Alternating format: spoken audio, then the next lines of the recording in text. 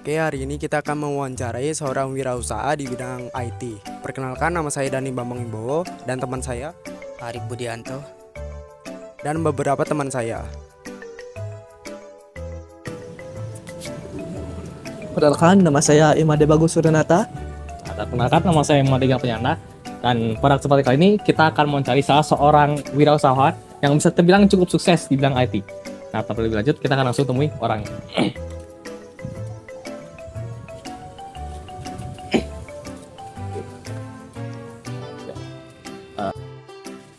Oke, jadi sama siapa?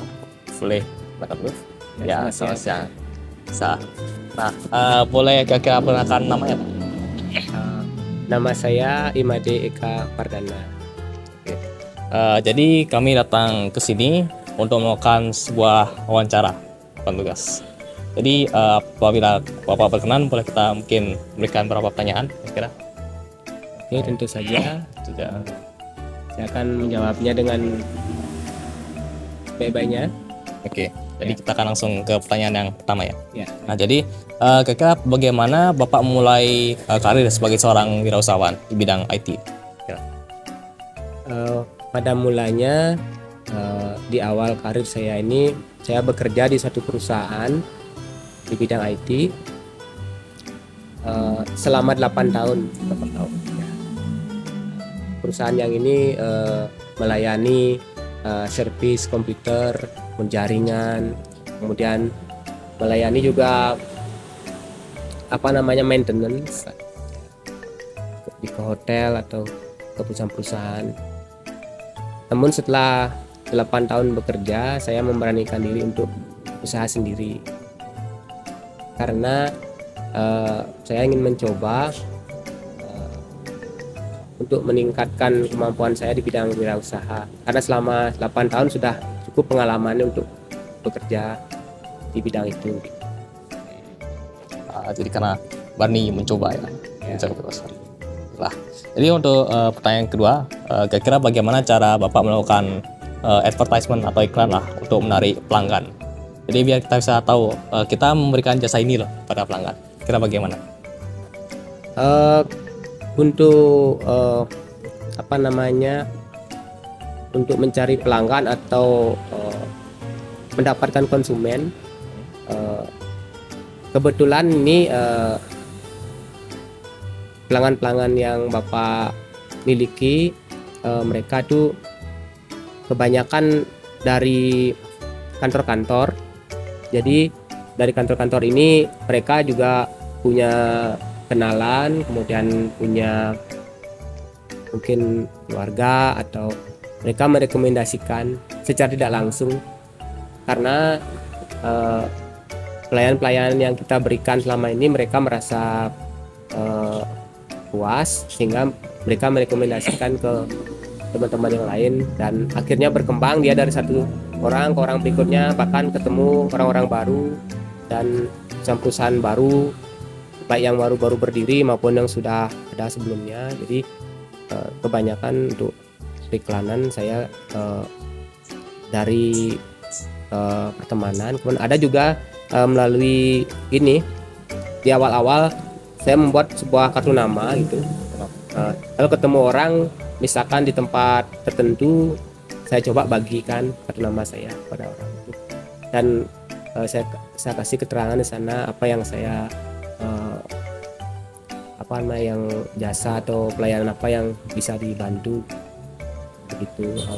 Juga kalau sekarang karena sudah perkembangan kayak sekarang, udah ada sosial media, udah ada WhatsApp segala macam ya, itu juga bermanfaat sekali ketika kita berinteraksi dengan pelanggan, bisa melalui jaringan sosial.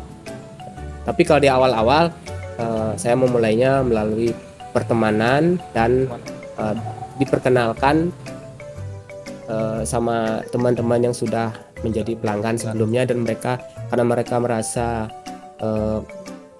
puas dengan apa yang saya berikan, mereka pun mempromosikan secara otomatis ya, tanpa kita meminta untuk dipromosikan, mereka dengan sendirinya secara alamiah aja begitu sih biasanya. Berarti dari mulut ke mulut ya bisa Ya, awalnya. betul. Terasa. Dan berlangsung hingga puluhan tahun. Bahkan sampai mereka mungkin pindah kantor pun mereka merekomendasikan di tempat baru. Dan saya biasanya sering mendapatkan pelanggan-pelanggan baru dari orang-orang yang sama, tapi mereka pindah ke tempat baru. Di sana mereka mendapat misalkan jabatan baru atau kedudukan baru di tempat yang baru. Mereka dengan otomatis mereka karena mereka sudah dari dulu saya tangani, jadi kepercayaan itu diberikan kepada saya begitu selaku IT-nya. Bahkan sampai sekarang pun tidak hanya secara lokal di Denpasar aja, bahkan saya sudah sampai ya boleh dikatakan sampai keluar daerah. Sampai ke Solo, sampai ke Jogja juga pernah. Jadi bahkan sampai ke Indonesia Timur sebenarnya menghandle, cuman karena tidak bisa secara fisik datang, hanya membantu melalui remote.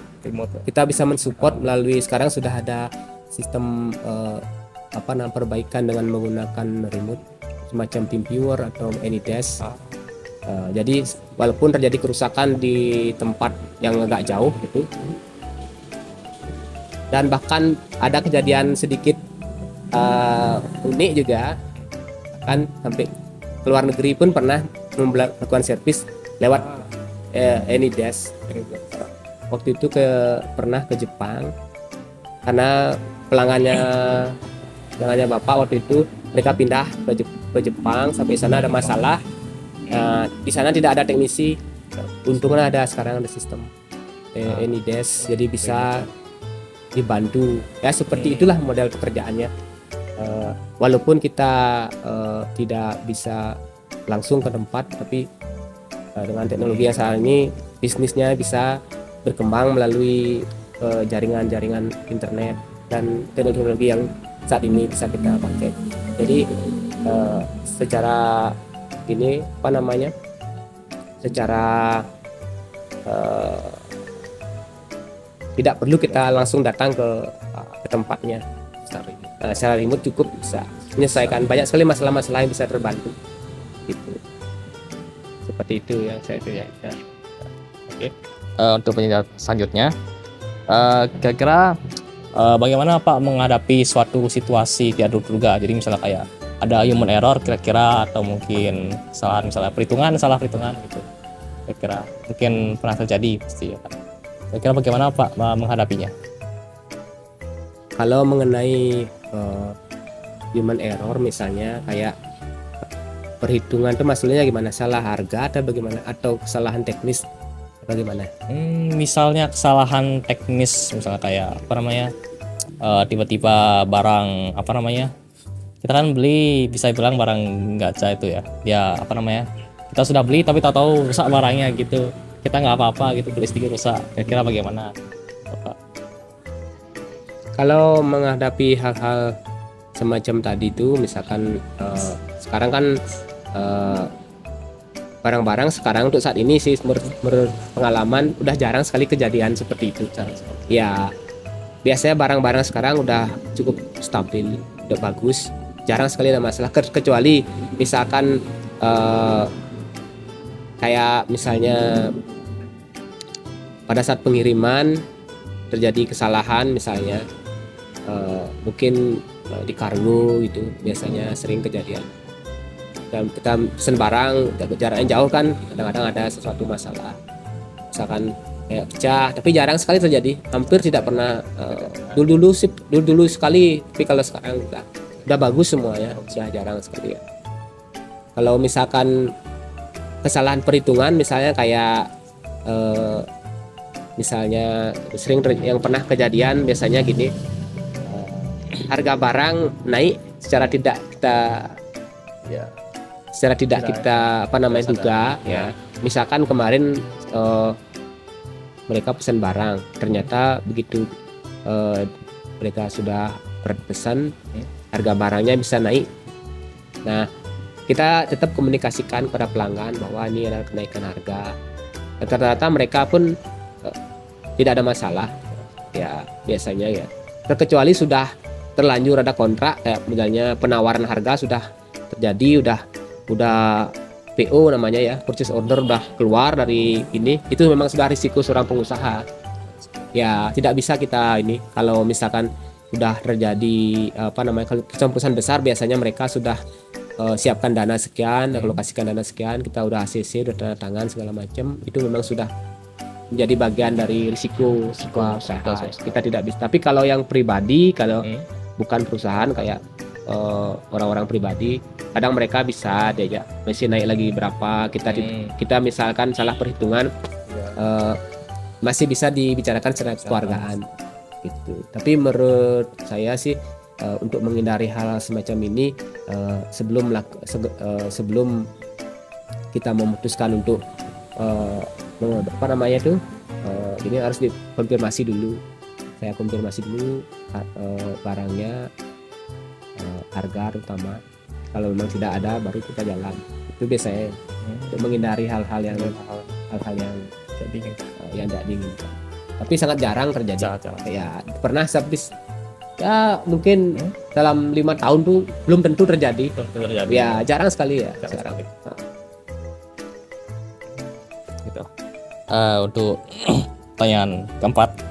Nah, menurut pandangan Bapak, sikap atau watak seperti apa yang diperlukan untuk menjadi seorang wirausaha? Kira-kira kita perlu kerja keras gimana gitu? Mungkin. Kalau untuk menjadi seorang pengusaha itu yang terpenting pertama tuh kita harus memiliki keberanian ya, mencoba. Tentu keberanian ini pun tidak sembrono ya, maksudnya asal berani gitu. Tapi sebelumnya kita sudah punya pengalaman yang dirasa sudah cukup, mungkin sudah pernah bekerja sama orang dulu, terus sudah pernah punya pengalaman walaupun tidak banyak, yang penting ada sedikit pegangan untuk, terus kita harus berani mencoba gitu. Karena dalam suatu usaha itu banyak hal-hal yang menjadi tantangan itu, bisa ada persaingan, bisa ada sekarang, apalagi kalau zaman sekarang ini sudah ada media-media online sama ya Tokopedia, terus Shopee segala macam, harga semua sudah ketahuan di sana. Kalau kita bikin harga yang tidak harga yang tidak bisa kompetitif, mungkin orang tidak akan mau lagi sama kita. Tapi kalau misalkan mengenai harga, misalnya kita lebih mahal lagi sedikit, customer tuh biasanya tidak akan ada masalah, karena mereka sudah melihat nanti untuk supportnya mereka pasti akan lebih aman kalau udah ada seseorang yang bisa dia percaya. Kadang-kadang kan kalau misalkan dia tidak mendapatkan support, mereka juga agak khawatir nanti ke depannya untuk after salesnya bagaimana gitu. Kalau misalkan sudah sama orang yang benar-benar berkompeten, mereka merasa lebih tenang begitu. Jika punya alat itu, mereka lebih tenang gitu. Itu sih biasanya. Jadi sesuai pengalaman berarti ya, kita sudah berani ngambil ini. Oke, berarti terima kasih Pak sudah mau kami wawancari untuk tanya. Terima kasih banyak sekali sudah meluangkan waktunya untuk kami. Nah, oke, mungkin akan sekian saja beberapa pertanyaan dari kami. Nah, mungkin sekian saja dari kami. Mungkin kalau misalkan ada pertanyaan silahkan tanyakan. Nah, untuk video kali ini akan kami tutup dengan Pranama Santi. Ya. Om Santi Santi Santi Om.